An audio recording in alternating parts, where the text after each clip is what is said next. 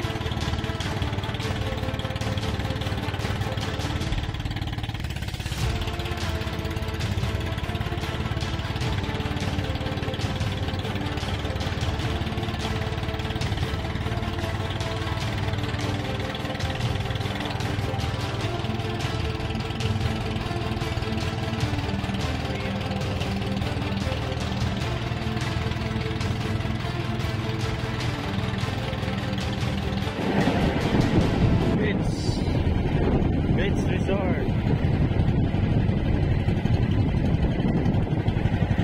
Malapit na kami, papasok na kami dito sa ilog.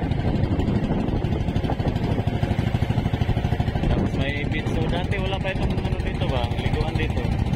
Cottage, ngayon meron na. Punta na rin dyan.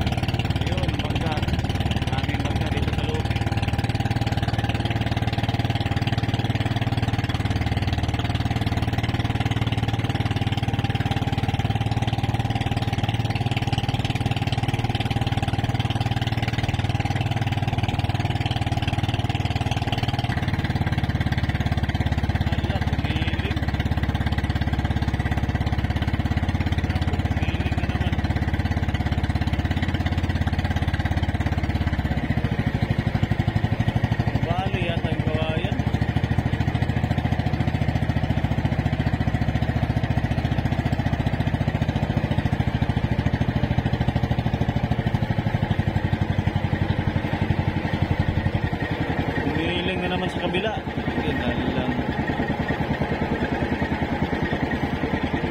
bali at ang kawayan.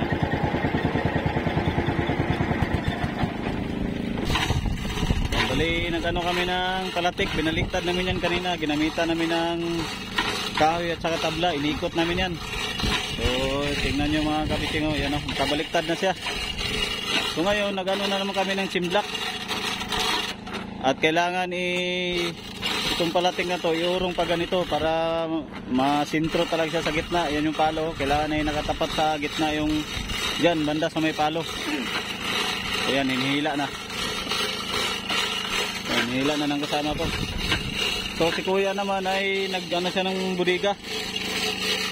Yan, sinatawan niya, dinublihan niya. Tinaasan niya mga kabising ito. Tapon yan, pati dito sa kabila. So hindi pa yan tapos.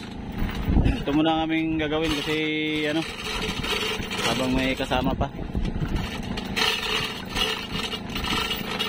5 tons. Ibang tulinada itong simlak na to, napakabigat. 5 tonelada ang capacity niya. Ay, mga tanong. Hop, taga lang daw. Baka masubra.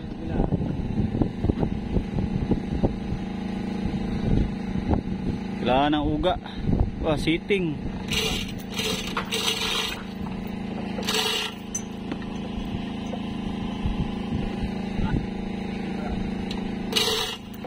Lambot lang naman oh. Kadina niya oh. Siting na siting yung ano doon, palatik.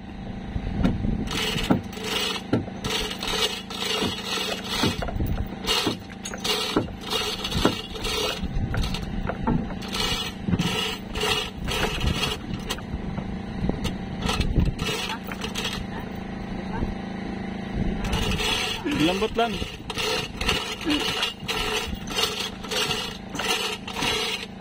Ugayin mo daw, Dudes. Ugayin mo. Baka madala. Sitting dun sa kabila.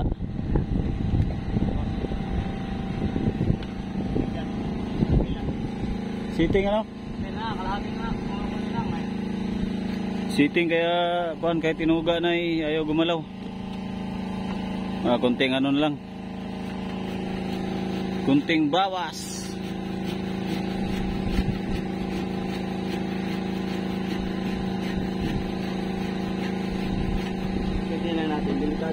Delikado yung ano yan, ipit na naman yan.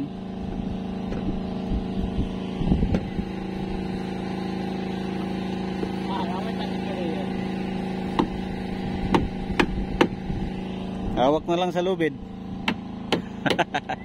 Para hindi malaglag.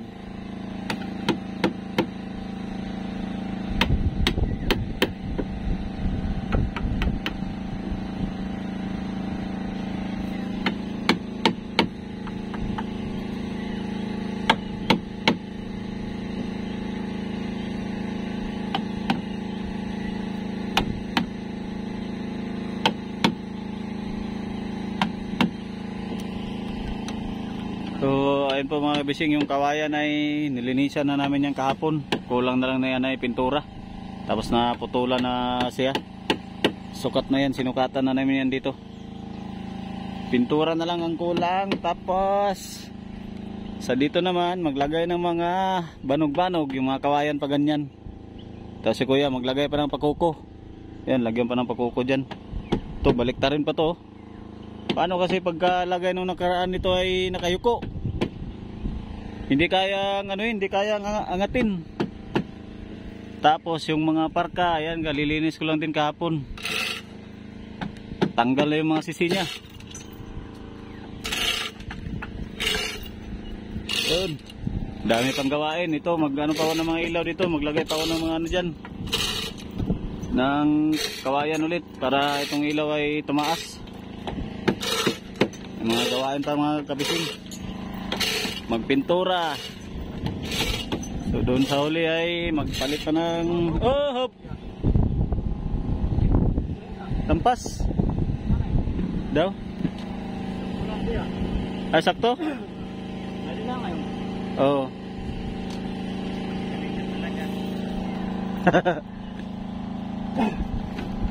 Mugay. Tali eh. Ngayon gagawin na naman namin ay yan, mag-jack mga kabising para umangat itong palatik. Ba, umurong. Ganito.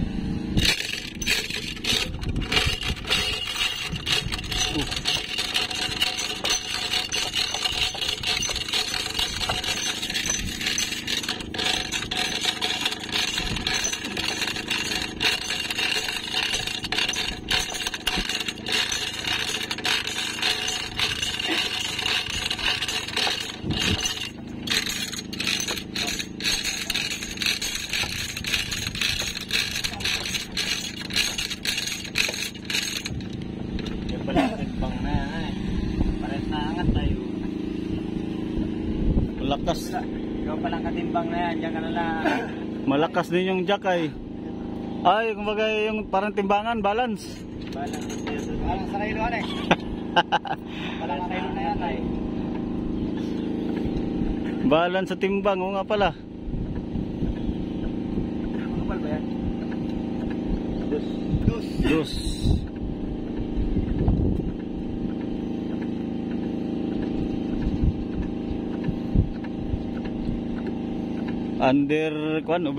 Undersize sa dos. Under o dos talaga? Dos talaga yan. Ha? Manipis ano? Ikaw nagbawas na yan ay. Ito yung taga power supply. Aba, sabay nga talaga oh. Wala talaga na eh. Sabay angat. No, angat din sa kabila oh. Oo. Sabay angat din dito.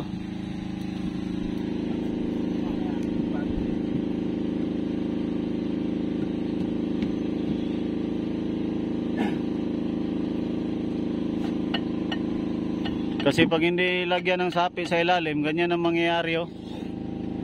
Magkasugat yung ano, palatik. Ganito mangyayari mga kapising oh. Yan oh, pag wala siyang sapi, ganito. Magkakaroon ng ano yung palatik. Karoon ng kanal.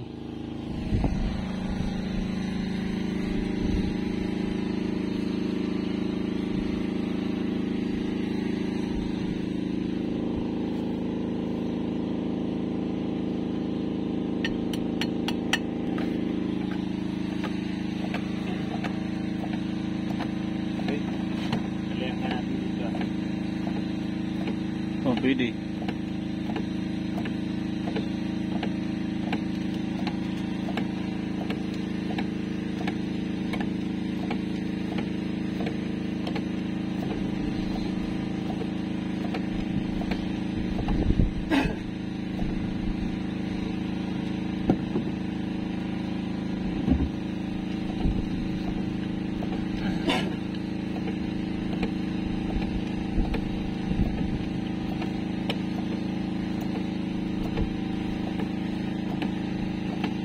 Dalalaang ng jack ba? Kalakas ng jack. Sobrang bigat itong kahoy na to. Dalalaang ng jack. Ito sa kahoy. Dito, alayangan naman dito.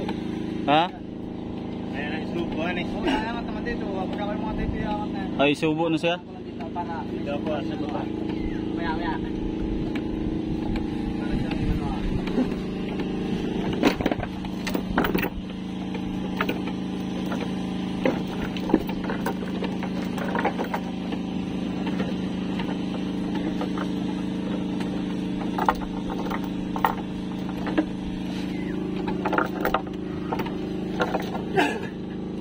Kawayan. Ano plywood yung ring ano ah?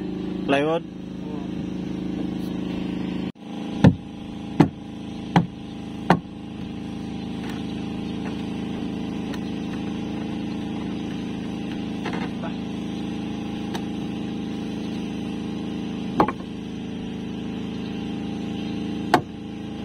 Murong ano?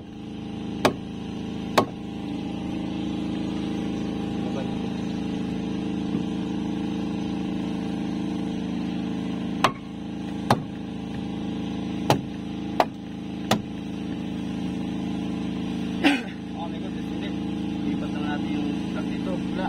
Oo. Lipat lang.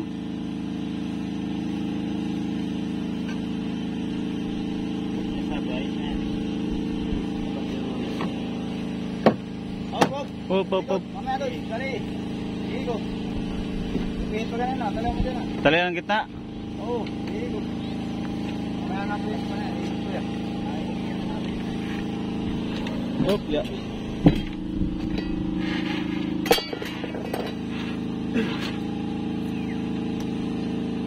Huwag natin isamang kung ano, kasama pa rin to. Ay, sama pala no.